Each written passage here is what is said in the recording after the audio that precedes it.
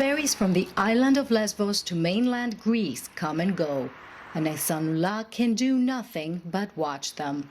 A former worker in Afghanistan's largest TV station in Kabul, with a good home and salary, he's stuck here along with his wife and children for 6 months, doing one thing. Just wait. Until when? I don't know. UNHCR doesn't know. The police doesn't know. ESO doesn't know. I don't know. Who can tell me how many times I have to wait here? Many European countries now classify Afghans as economic migrants, not refugees. They are not part of Europe's refugee relocation program. Still, Esanullah came to Greece believing at least here he's safe. Now he fears deportation back to his country. I see another thing. Discrimination between Syrian people and another nationality. The asylum office had just procedure for new program, everyday new program just for Syrian people. If the Greece government send back Syrian people, Turkey government accept that Syrian people. But for Afghan people, several times Turkey said this. If you send back Afghan people, I send back these people to Afghanistan. So if I go to Afghanistan, I cannot go back to Afghanistan. I cannot.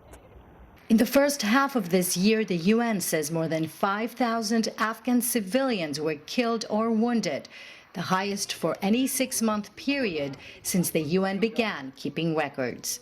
This is why Nessa, a widow from the Rostov province of Ghazni, ended up with her 2 daughters in this camp in Lesbos. Here she needs baby clothes and sells them to make some money. Her abdomen is badly swollen and no one knows why. Her daughters say Nessa needs treatment at a hospital in Athens, but tight regulations on migrant travel prevent it. We have no security in Afghanistan, and we were always on the run. Our life has been very difficult.